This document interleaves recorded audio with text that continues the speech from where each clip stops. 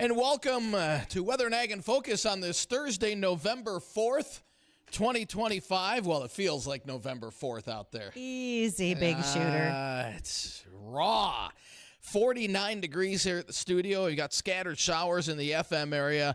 Some steadier rain in the northern valley between Grand Forks and the Canadian border. If you're going up towards Grand Forks, Drayton, over towards, let's say, Thief River, some steadier rain in those areas. We're just going to see scattered stuff. So not expecting a lot of precip, and we'll actually see these temps unseasonably cool. They'll rebound back into the 50s here before the afternoon is done, but normal highs this time of the year should be in the mid to upper 70s. Instead, we're going to be stuck in the 50s.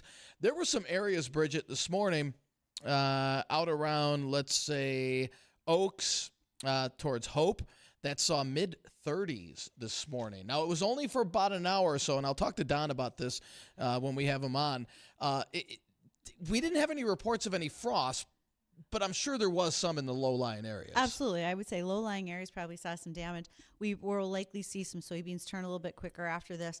In general, that's not a long time when you think about what we're looking at in field crops. There's probably some gardens that got tickled, so I would venture a guess there may be some curiosity about that. For those of you who have been waiting for a reason for your zucchini to die, here it is. There you go. It happened. Right. Yes. And I know we had a couple people, I've had quite a few emails. When are we expecting a widespread frost? This morning was patchy frost.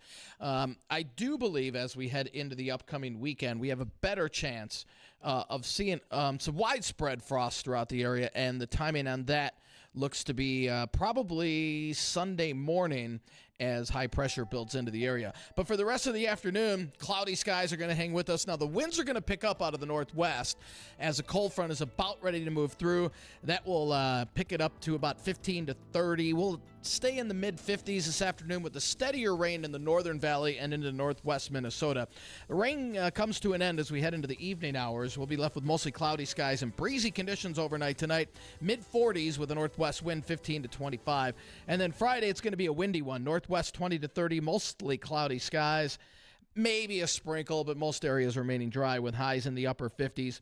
A little more sun for the weekend. On Saturday, we'll see partly cloudy skies, not as strong a winds, northwest 10 to 20, highs closer to 60.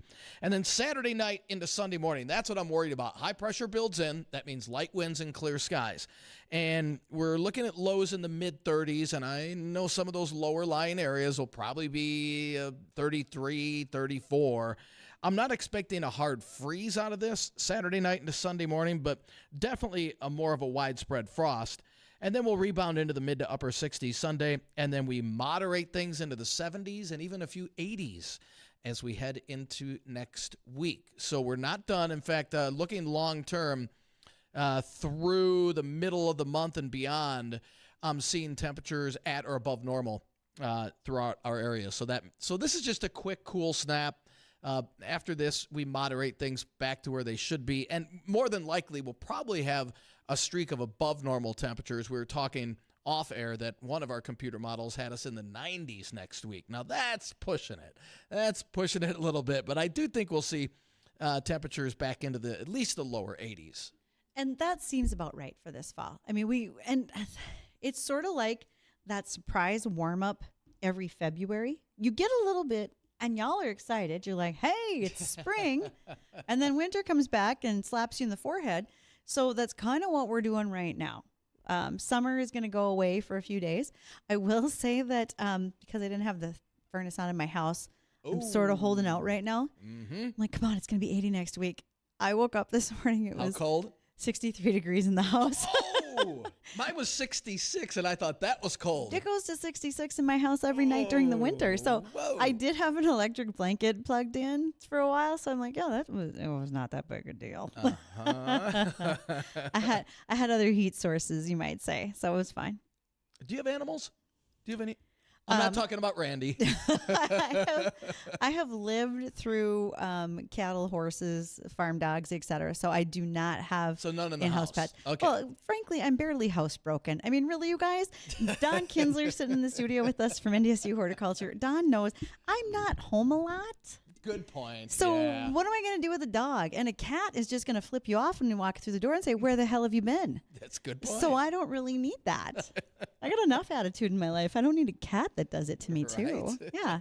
It's fine. It's fine. Oh man. So yeah, we're gonna finally rebound back in temperature wise. I know a lot of people have been asking, what's this isn't it. Is this, are we bouncing back into fall now for good? No, not at all. Not at all.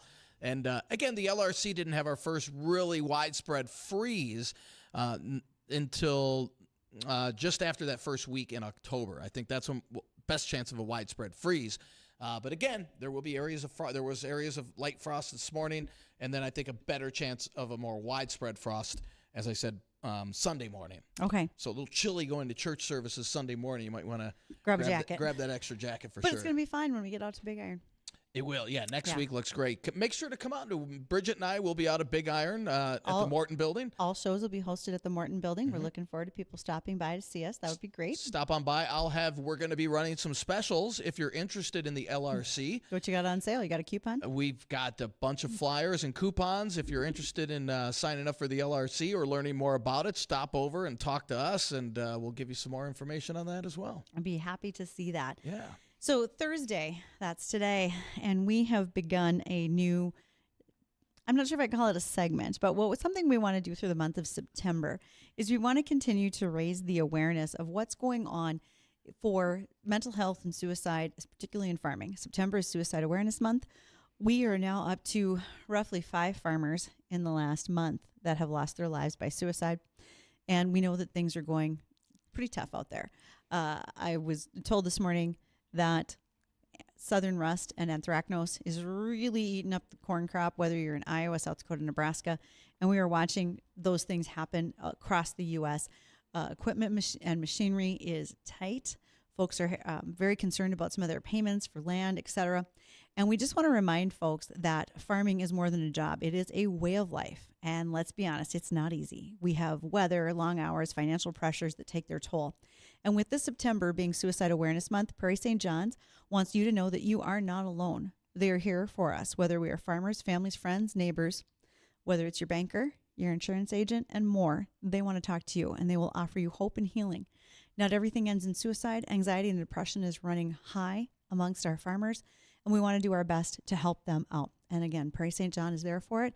Also, through September, we will have guests here on the 11th, the 18th, and whatever other dates that I can't do math in my head that fast. And we'll be talking about these things with not only Prairie St. John, but another one of our sponsors, Maple River Ag and Agronomy, or excuse me, Maple River Grain and Agronomy. And so we thank those folks for recognizing what's been going on in our farm community. NDSU Extension, Frayne Olson had a post this morning, and we're using the hashtag, it's okay to not be okay. And I hope more of you use it as well. Because some days all of us have trouble, and it isn't okay to not be okay. Right. No doubt. Very no much. Doubt. And I just got an email from Steve. Steve said, looks like they had a frost that killed off most of their plants last night. He said, or at least it looks like they will be shortly. Yeah. And looking at some of those temperatures, low temperatures just northwest of Grand Forks, 31.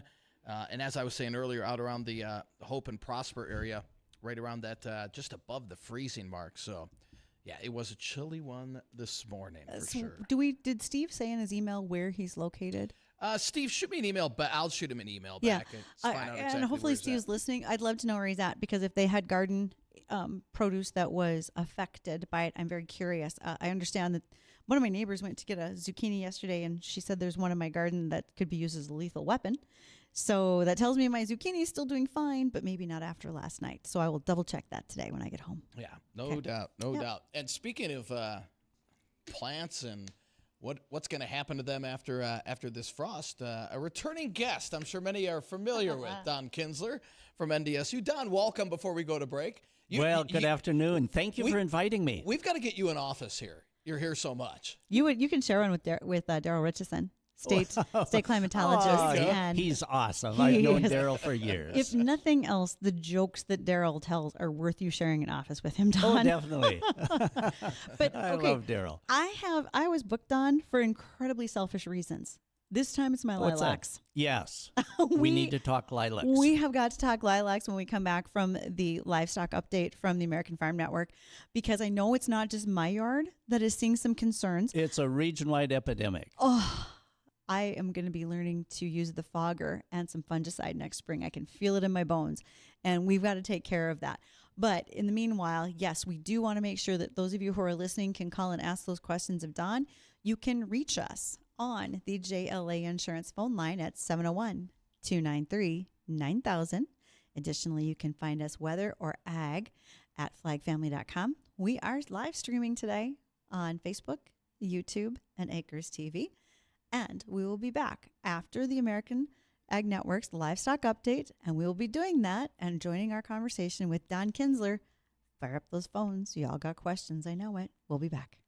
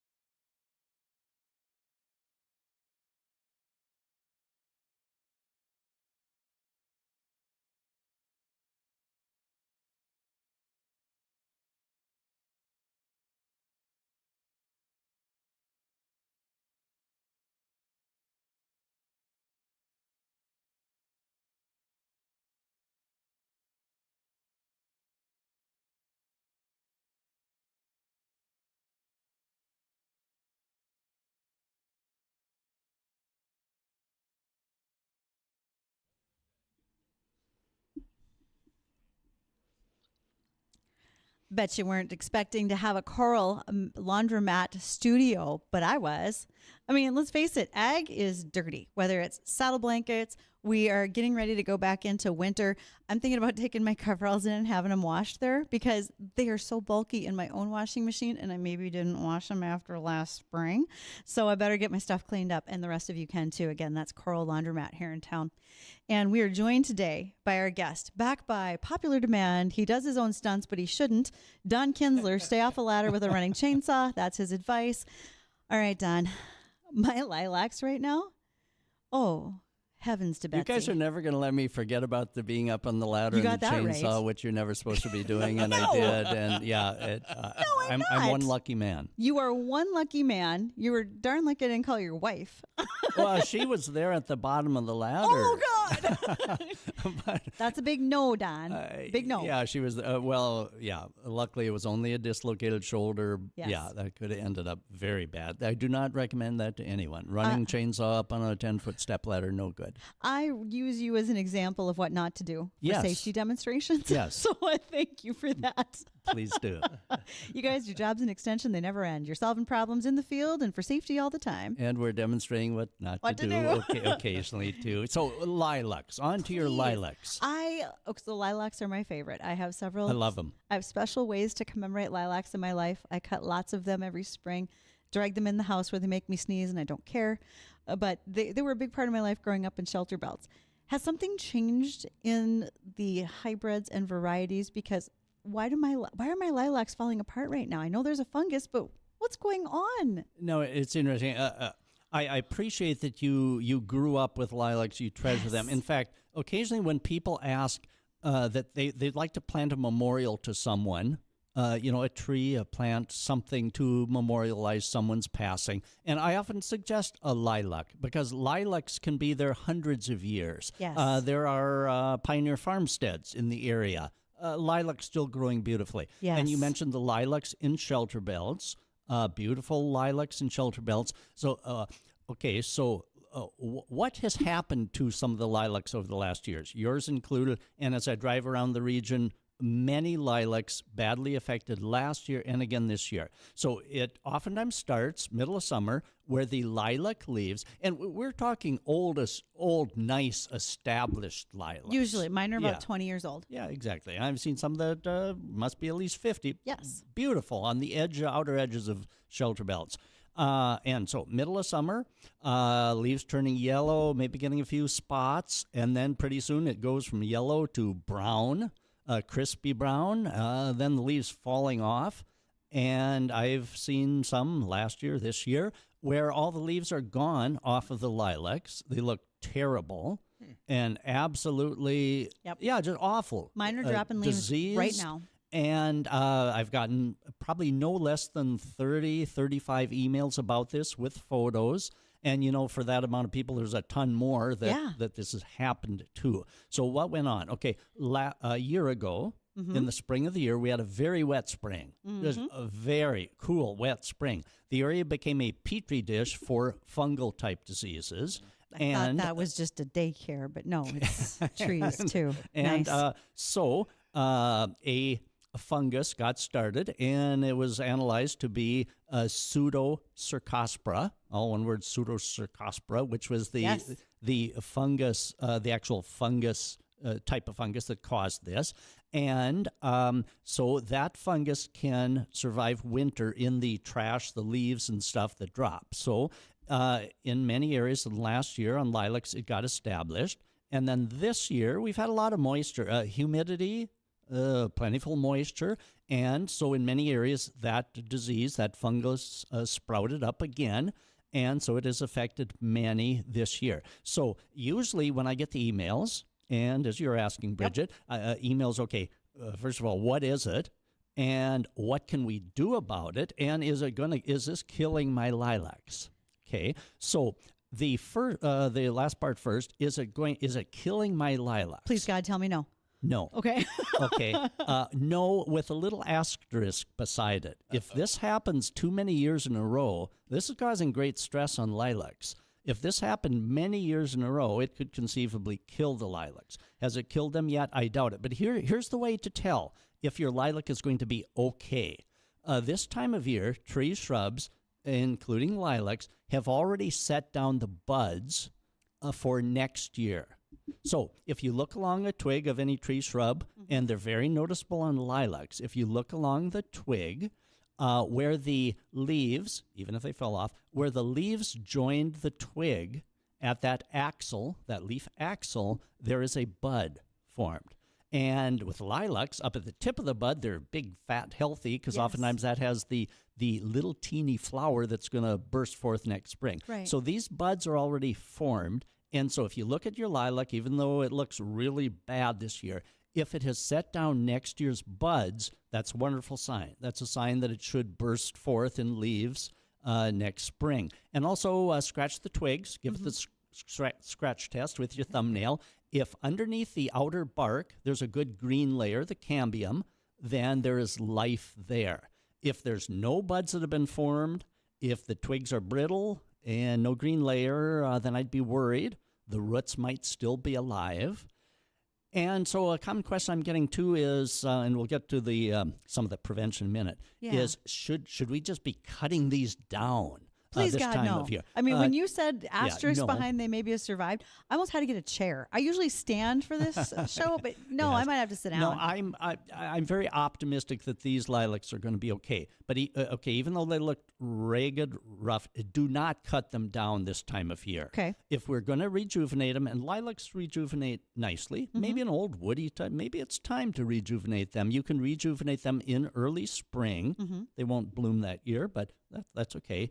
You can rejuvenate them by cutting them down to about 3 inches above soil level. They'll burst forth, and they're good to go. But now that's not totally related to this disease thing. You can rejuvenate lilacs just because they're old and woody. Right. Okay, not having anything to do. Okay, so many questions this year is, okay, our lilacs look awful, the leaves have fallen, or most of them fallen, they're brown laying on the ground. What can we do?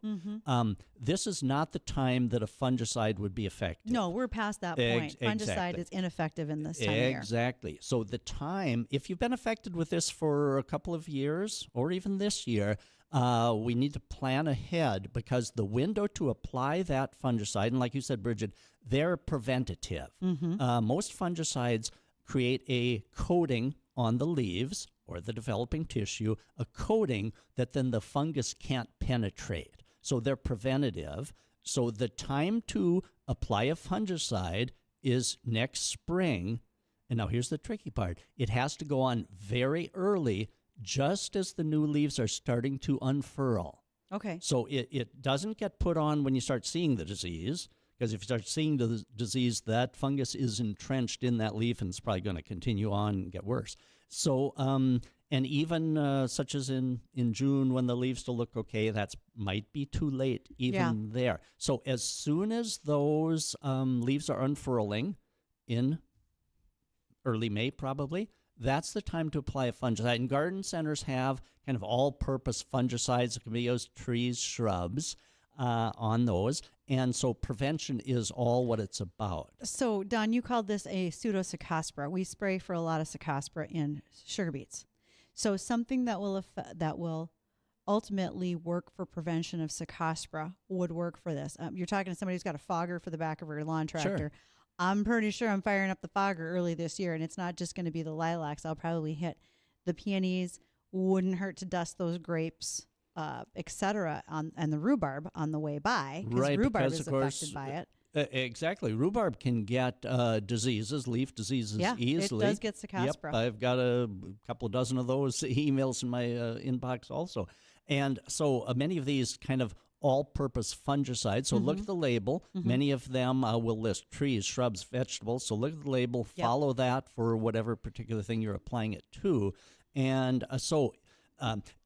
if next year's weather is totally different, Dean, we'll get to that. we might not have the problem on like lilacs, but we don't have that crystal ball. We don't know for sure what that exact conditions are going to be throughout the growing season. And so, a combination temperature, humidity, rainfall, and all the triggers. that might line up. So without that exact crystal ball, and I mean, we can't expect that out of a weather forecast to know if a fungus is going to develp. Right. Yeah, I think don't look at me like that, Bridgette. No. What do you mean? That's really unable to be forecast if a fungus disease next summer is going to sprout. So without that crystal ball, prevention in early spring is what that's going to be about on many of these things. And that's the same case. Apple scab has been a problem on crab apples. Apple scab's been a big problem too. Same thing. When the leaves are just starting to open up and unfurl in spring, that's when the fungicide needs to go on. And we are more than happy to talk about that apple scab. We will continue. I'm currently Googling, looking for what I'm going to be buying for a fungicide. When we return after our bottom of the hour news, we'll continue our conversation with Don Kinsler is with NDSU Head of Horticulture. If you have questions, you can reach us on the JLA Insurance phone line, 701-293-9000. We'll be right back.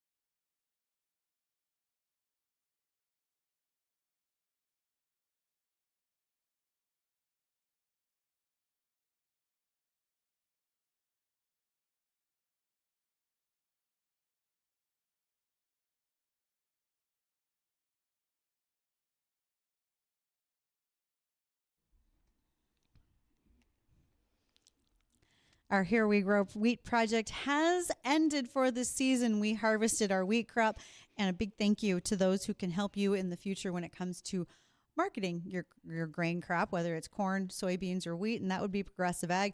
Ray Grabansky and his buddies, well, they're all working at Progressive Ag, and they will gladly help you if you want to talk about corn futures, especially as we see southern corn rust and anthracnose drive up some situations that are going on in these southern states. Additionally, Vision Ford down at Wahpeton, well, I can tell you that Ward Cater would be happy to talk to you if you're thinking about a new Ford, and I was very impressed with the new Ford pickups when I got a chance to be in them, especially that console. They're a little wide, but they do create almost a desk-like atmosphere. And for one of us in studio today who's on the road a lot, that's not a bad thing. Wonder who that would be. And I will be again tomorrow, just so you know. I'm headed out to, I speak tomorrow morning in Sanborn. There is a seed company that is having an event, and they asked me to come out and talk about suicide awareness in September in honor of our farmers and our ranchers. So I will be there tomorrow morning. But our guest in studio today is Don Kinsler. We've been talking all about lilacs. I mentioned that I'm a big fan favorite, or lilacs are my favorites, and I'm a big fan of them. And so we talked about what maybe has changed over the last few years. And Don, you said lilacs haven't changed. Yeah, the lilacs haven't really. A few years ago, we planted the old-fashioned lilacs, and we're some of the lucky ones. Ours are doing nicely. No foliage diseases. But the lilacs haven't really changed. I mean, they've come up with new hybrids and things, new colors. But the basics of lilacs have not changed. They're still as well adapted as ever. But it's, the wrong weather conditions just all coming together. The moisture, the temperature, humidity, all things that creates the fungal type diseases. So lilacs haven't really changed. Although, hey, did you know there's a repeat blooming lilac called bloomerang? Is there supposed to be? Because I thought there is. Okay, bloomerang. Because if lilacs, like Catchy last name, year, bloomerang. I do blooms like that. again. But if lilacs were blooming last fall, that was a tip off of a bad idea. It was. Now, the bloomerang is kind of a hybrid lilac, flush in the spring, and then it does have. I've got one of them, and it has some light bloom in the fall of the year, just because of that hybrid type thing. It can kind of do that. But now, last fall, I got lots of pictures of people. Their diseased lilacs were blooming. The foliage looked crummy. The whole shrub looks crummy, but they sent out some blossoms, and that was in response to stress. So, some of the crab apples that had lost a lot of foliage due to the apple scab disease last fall. I've got some photos of crab apples blooming in September. Not the whole tree, but enough blossoms that kind of make you think, gosh, this is odd.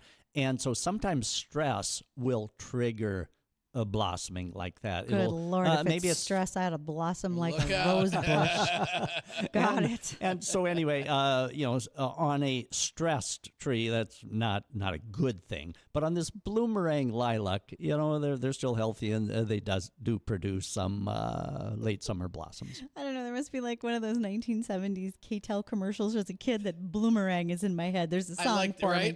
Bloomerang. Okay, so Don, also I wanted to let you know that I had a comment here from one of our listeners, Steve out in New Jersey, thinks you're just a genius. So I don't know if there's any New Jersey questions coming, but if they are, I'll let you know. Well, how kind. The Aronia Berry Festival out at Amenia, you wanted to mention. Oh, yes. Dean, I hope you go. I love Aronia. And I think, Don, didn't you bring in, or did you bring them in last year, Bridgette? Don did. The Aronia berry muffins? Yes. And in fact, was the first time in I've had those. 2 weeks, I'm going to, we have an Aronia shrub. Wonderful landscape shrub, double duty. You only need one Aronia shrub to produce fruit. Nice landscape shrub. Ours variety is about 5 feet high, 5 feet wide. One shrub, boy, it's loaded this year. I'll be harvesting probably soon. Produce Dean about gets five, there about 5 ice cream buckets full. We freeze easily. You can use them any way you would a blueberry. They're a little tart for eating fresh, though. Higher in antioxidants than blueberries. There's a national market for them. Aronia is actually the fruit in North Dakota that is produced in the greatest acreage. And we have the Aronia Festival. We do. Sunday. It is. And I'm going to go to that. Oh, that'll be excellent. So this is at the Aronia Berry Farm. This is the Nelson family. Chase Nelson was on with us last summer talking about it. They will be harvesting the Aronia berries, so you can watch that process. They've got like 60 vendors there. It's do. a big event. It is Stuff for a the big deal. kids. Right. Yes. Starts at 11. Yep. So just search Nelson Aronia Farm. It'll give you all the details of when and where and everything. And they'll have demonstrations of how they harvest these Aronia berries. On my own shrub, I just pick them and stick them in a bucket. But, I mean, in big fields of this, Yes. I'm anxious to see, too, their harvest methods, how they do that. And the Aronia, it is such a good berry. So for anybody looking for an easy-to-grow fruit, it's a wonderful fruit. And it tastes great in a muffin. Oh, boy, God, yeah. Oh, Yeah. man. As a In 2 weeks, I'm going to be bringing some in, Jay Thomas. mark your calendar, dude. And I know. I'll bring some in early. Okay. Yeah, I'm on with him in 2:30. So I'll bring some in early. Awesome. I'll make a batch. Beautiful. I will never see those. You know that, right? They'll be gone. They'll be long gone. Oh, okay. Oh, and the leaves turn a brilliant scarlet in the fall of the year. So they're a nice landscape shrub, and you get awesome berries. When you talk about Aronia berries and you said they're slightly tart to eat fresh, where would you place them versus a Juneberry? Juneberries are a little bit tart. Juneberries are sweeter. Okay, they are sweeter. I'm a big Juneberry fan, personally. And would Juneberries be as easy to grow as an Aronia? How do they Aronia are compare? much easier. Oh, Aronia are much okay. easier than Juneberries. Aronia are easier to grow than almost any fruit. And here's why. They have a combination of skin tannins inward that the birds do not eat them. The insects do not attack them. And, of course, you think, well, gosh, if the birds don't want them, the insects don't want them, are they any good? Yes, they're delicious. I love that you don't have to spray them. You don't have to net them for birds. Juneberries are awesome. They are. They are. They're but awesome. the birds like And them. The birds like them, so you need to protect. Even chokecherries, birds will eat those. And so the Aronia berry has a lot going for it. The only downside is you can't pluck them off and eat them like you maybe would a Juneberry or a blueberry. Blueberries, of course, don't grow in this area well. But yeah, Aronia, I love them. I wouldn't be without our shrub. They freeze easily. We just wash them, pop them in a freezer bag, and make muffins all winter. Well, if you just get some American Crystal sugar from the sugar beet farms, you'd have an opportunity to mix that with the Aronia berries, and they'll be just fine in the Yeah, I muffin. actually like them in a bowl with a little sugar on top. Sure. They're awesome. Yeah. And the antioxidants, awfully for good you. for us. Yeah. Absolutely. Now, Don, I was always taught, and I since realized that this is not the correct way. When in fall, you're putting away all your furniture and you're starting to do quote unquote cleanup. And we always used to prune our bushes, trees, stuff like that. That's not the right time to do it, I understand. It isn't. Trees and shrubs are fascinating plants. Okay, they know that the days are getting shorter. They can sense that day length. Sure.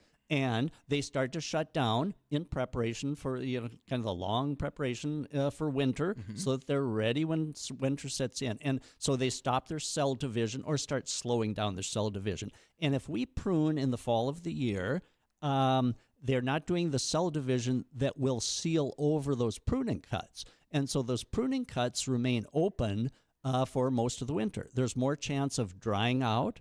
There's more chance of dieback.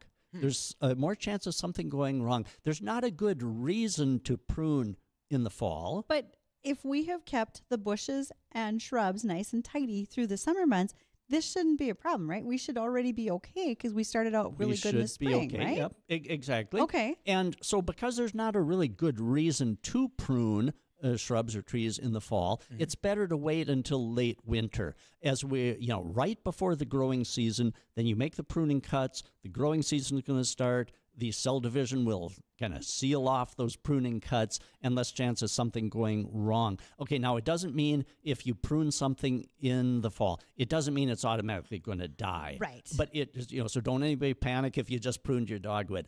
It doesn't mean it's going to die. There's just more of a chance that something could go wrong, branch dieback, something. And since there's not a really good reason to prune, we may as well just wait and do it right before the growing season when things are still dormant, but right before the growing season. Unless the snowblower is going to catch your barberry shrub, well then, yeah, go ahead and trim if needed. And we're not quite there yet for the last mow of the season. But for the last mow of the season, is it a good idea? Should we keep it longer? Should we mow it down extra short? And what about the clip-ins? Should we bag the clip-ins or leave them on for the winter? Depends. How lazy am I? Right. Yeah. Here, super lazy. Right. Now, the recommended mowing height for lawns is 3.5 inches. So kind of a nice higher height. My own Toro walk-behind mower, it's at about the highest setting or second highest. Okay, so through the month of September here, our lawns are actively growing. They love the cooler weather, the moisture, they're nice and growing. Okay, so we want that photosynthesis surface, and the higher mowing height gives more photosynthesis surfaces on the grass blades. If we cut low and kind of shear off that, there's not as much leaf surface, so it's not doing its photosynthesis thing. And the more photosynthesis, you get a deeper root system. The grass will tiller out sideways, fill her in. And so through the months of September, we should maintain the good summer height. And then in October, when the lawn is starting to kind of think winter's coming, I'm going to start turning brown, then we can reduce the mowing height. But it's interesting. When I reduce that mowing height, all of a sudden I get kind of a hayfield. Okay, because I've been mowing high, and then all of a sudden I go short, and I don't bag during the summer because it just filters in with a good recycler mower. But in the fall of the year, when I shorten it up in October, it tends to lay on the surface. And that extra fluff and stuff can encourage voles, the field mice, to come into your lawn. So that last mowing, it's oftentimes wise to bag that up. Okay. If it's going to kind of lay too much on the surface and give cover for voles and other rodents, it's probably just as well to bag that last mowing up. And so it does help to reduce the height on that last mowing, less snow mold, less kind of topsy-turvy grass under the snow, so less snow mold and less problems going into winter. Okay. Don, I just got a text message for you. Jeff wants to know, I Googled aronia berry plants and got 50 different types of plants. What type of plant would you recommend? There are different varieties. Garden centers will sell certain cultivars. Generally, they're all good. My particular one is called Autumn Brilliance, but there are a number of different cultivars of them. And, of course, so the local garden centers that you visit might have one or two that they've had best luck with. So even though there are many aronia cultivars, the aronia that is generally in our area is the species is Aronia melanocarpa. But there are named cultivars of that. So best results would be really to go to local garden centers and see what they've got on hand for you. Don, again, you could have your own office and your own show. And thank you. You do a fantastic job. It's a treat to be invited here with you guys. Thanks Love again for having coming, you. Don. Yeah. Always good chats. Appreciate it. And maybe we'll run into you out at the Aronia Berry Farm for the festival this Sunday. Yep, I'll be going there. I was not there last year or the year before, so it's been a little while. So I'm anxious to be there. So and the weather is going to be beautiful Sunday too. It's going to be so I can't wait to attend. Good deal. Well, let's see. It's 1:51, and we're going to take a quick break. We're going to recap the weather, including the mention of frost in the forecast possibly as we head into the upcoming weekend. We'll have more on that and a couple of ag topics when we come back. Don't go anywhere.